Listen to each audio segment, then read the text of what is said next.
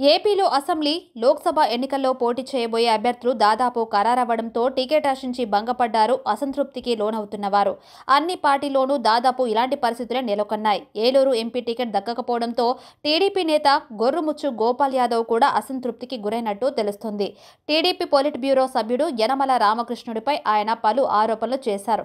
గల్లీ నుంచి ఢిల్లీకి వెళ్లేది నేనే, అది ఇండిపెండెంట్ గానా వేరే పార్టీలోనా అనేది త్వరలో చెబుతా.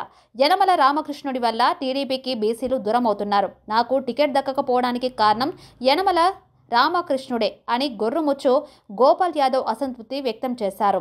ఏలూరు ఎంపీ ఓసీ టికెట్ను బీసీగా మార్చిన ఘనత తనదేనని గొర్రుముచ్చు గోపాల్ యాదవ్ అన్నారు. ఐవీఆర్ఎస్ సర్వేలో తాను ముందున్న టికెట్ రాకుండా యనమల రామకృష్ణుడు అడ్డుపడ్డారని ఆరోపించారు. పార్టీకి ఏ సేవ చేశాడని మహేష్ యాదవ్కు టికెట్ ఇచ్చారని ఆయన ప్రశ్నించారు. టీడీపీలో బీసీలకు అన్యాయం జరుగుతుందని ఆ పార్టీ నేత గొర్రుముచ్చు గోపాల్ యాదవ్ మండిపడ్డారు. వైసీపీలో బీసీలకు పెద్దపీట వేస్తుంటే టీడీపీలో మాత్రం తీవ్ర అన్యాయం జరుగుతుంది అని గోపాల్ యాదవ్ ధ్వజమెత్తారు. బీసీలు అంటే యనమల కుటుంబం ఒక్కటే కాదు, టీడీపీలో బీసీ అంటే భయంతో బతికే కాస్ట్గా మారింది. టీడీపీలో బీసీలను యనమల ఎదగనివ్వరు. టీడీపీలో బీసీల గురించి విస్తుపోయే నిజాలు నాయకులు చెబుతుంటే భయం వేసింది. యనమల రామకృష్ణుడు చంద్రబాబు అరెస్ట్ అయితే ఎక్కడ మద్దతు ఇచ్చారు? జయహో బీసీ అన్నారు. అది ఎక్కడ ఆచరణలో లేదు. మంచి చేసిన వ్యక్తిని పొగిడితే వైసీపీ కోవటంటున్నారు. 2 రోజుల్లో నా రాజకీయ భవిష్యత్తు ప్రకటిస్తాను అని గోపాల్ యాదవ్ నిప్పులు చెరిగారు. నాకు రాజకీయంలో టికెట్లు రావటం రాకపోవటం అనేది సర్వసాధారణం. నా బాధ అంతా ఏంటంటే ఒక బీసీ బిడ్డగా, ఒక యాదవుడిగా నేను ఒక దిగువ మధ్య తరగతిలో పుట్టి కష్ట నష్టాలు వచ్చి కాయ కష్టం చేసి ప్రభుత్వ స్కూల్లోనే ప్రభుత్వ కాలేజీలోనే చదువుకుని ఈ రోజున ఒక కాస్ట్లీయెస్ట్ దేశమైనటువంటి సింగపూర్లో 20 సంవత్సరాలుగా ఉంటూ సింగపూర్ పర్మనెంట్ రెసిడెంట్ కూడా ఉంటూ ఎంతో వేల మందికి ఉద్యోగాలకు ఇస్తూ నేను ఈరోజు ఈ స్థాయిలో ఉంటే నేను బీసీ అయినటువంటి యాదవ్నే కదా. అందుకే కదా కనీసం నన్ను ఫోన్లో గోపాల్ నీకు నేను టికెట్ డెవలప్ అవుతున్నాం, వేరే సమీకరణలు ఉన్నాయి, నీకు ఏదో న్యాయం చేస్తామని ఒక్క మాట చెప్పొచ్చు కదా. నేను ఇచ్చిన క్యాండిడేట్ నా భుజాల మీద నా పళ్ళకి వేసుకున్నట్టుగా నేను మోసి ఇది తిరిగి ఇంటింటికి తిరిగి నేను గెలిపించి ఇచ్చేవాడిని కదా. నాకు ఆ మాత్రం అర్హత లేదా?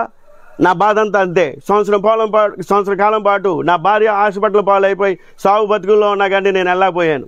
అది నిన్న 3 వారాల కిందట గాలి బ్లాడర్ ప్రాబ్లం అయితే ఆయన తీసేశారు. పాపం రైట్ అంతా ఇది కడుపు నొప్పి వచ్చేసి అల్లో లక్షణానికి ఏడుస్తూ ఉంటే నేను అక్కడ ఉన్న వాళ్ళకి ఫోన్ చేసి నేను ఇక్కడ ఉన్నానమ్మా, రాజకీయంలో ఉన్నానమ్మా, ప్రజలను చైతన్యం చేయాలమ్మా, మా బాబు గారిని గెలిపించాలమ్మా, లేదంటే రాష్ట్రం నాశనం అయిపోద్దమ్మా అని చెప్పేసి నా భార్యని కష్టాల్లో పెట్టి అక్కడ సాగు బతుకుల్లో పెట్టి నేను ఇక్కడ కూర్చొని ఉంటే నాకు ఒక్క మాట కనీసం మీ ఆఫీస్ బాయ్ చేత అయినా ఫోన్ చేపించి నీకు టికెట్ ఇవ్వట్లేదు అని చెప్తే నేను చాలా సంతోషించేవాడిని. యనమల రామకృష్ణ గారు, మీకు నేను ఎన్నిసార్లు కలవలేదు, ఎన్ని మీటింగ్లో కలలేదు, ఎన్నిసార్లు దండం పెట్టలేదు, మీరు నాకు దూరపు చుట్టమే కదా. నా కుటుంబంలోనే ఇవ్వాలి గోపాల్. నా చిన్నల్లుడు దుబాయ్లో ఎక్కడో సివిల్ వర్కులు చేసుకుంటున్నాడు. ఇక్కడ పోలవరం ప్రాజెక్ట్ వస్తుంది. ఆ ప్రాజెక్ట్ వస్తే 1000 కోట్లు వస్తాయి. ఆ 1000 కోట్లన్నీ మేము సివిల్ కాంట్రాక్టర్లుగా ఉండి మేము చేసుకుంటాం. అంతేగాని మాకు ఏలూరు మీద ప్రేమ కాదు, నాకు ఆ ప్రాజెక్టు మీద ప్రేమ. పోలవరం అది రాజకీయ నాయకులకి వరం, అది వ్యాపారస్తులకి వరం, అది పూర్తయితే ప్రజలకు వరం అనే భావంతో కదా మీరు ఈ రోజున ఎక్కడో కడప జిల్లాలో పుట్టినటువంటి ఆయన మీ అల్లుడిని తీసుకొచ్చి ఇక్కడ పెట్టారు. ఆయనే అంత బాగా పెర్ఫార్మర్ అయితే ఏదో యూట్యూబ్లో రీల్స్లో చూస్తాం పోటుగాడు అని చెప్పేసి. కడప జిల్లాలోనే ఇచ్చుకోవచ్చుగా, అక్కడ ఎంపీలు లేవా? లేదంటే మీ అత్తగారు అయినటువంటి గుంటూరు జిల్లా అక్కడ ఇచ్చుకోవచ్చుగా, అక్కడ గెలిపించుకోవచ్చుగా. లేదంటే తూర్పుగోదావరి జిల్లాలో తీసుకెళ్ళి అక్కడ పెట్టుకోవచ్చుగా. ఏలూరు జిల్లాలో అసలు ఓసీ సీటుని బీసీగా మార్చినటువంటి గోపాల్ యాదవ్కు మీకు ఎందుకు అన్యాయం చేయాలనిపించింది? దీని యొక్క ముఖ్య కారణం ఏంటి? అసలు తెలుగుదేశం పార్టీ యనమల కుటుంబానికి ఎందుకు ఇంత ప్రాధాన్యత ఇవ్వాలి? బీసీలు సర్వనాశనం అయిపోతున్నారు. ఓకే, గోపాల్ యాదవ్ పనికిరాడు. అశోక్ గౌడ్ గారు ఉన్నారు, ఆయన ప్రజారాజ్యం పెట్టి 25,000 ఓట్లు సంపాదించాడు. ఆయన పిలిచేవచ్చు కదా. ముద్రపోయిన గారు ఉన్నారు. ఓకే, న్యూజివీడ్లో ఆయనకి ఏదో మీ రిపోర్ట్ల ప్రకారం ఆయన మీకు గెలవరు అన్నో మరి ఏమొచ్చిందో నాకు తెలియదు. మరి ఆయన తీసుకొచ్చి పార్లమెంటేరియన్గా వేయించవచ్చు కదా బీసీలోనే వాళ్ళంటే. ఆయనకి ఈ రోజున ఎందుకు అన్యాయం చేశారు? ఎక్కడో ఉన్న వేరే పార్టీలో ఉన్నటువంటి వాళ్ళని తీసుకొచ్చి ఇవాళ న్యూజివీడ్లో టికెట్ ఇవ్వాల్సిన అవసరం ఏంటి? అంటే ఈయనకంటే ఆయన బాగా బలిసిన వాళ్ళన్నా?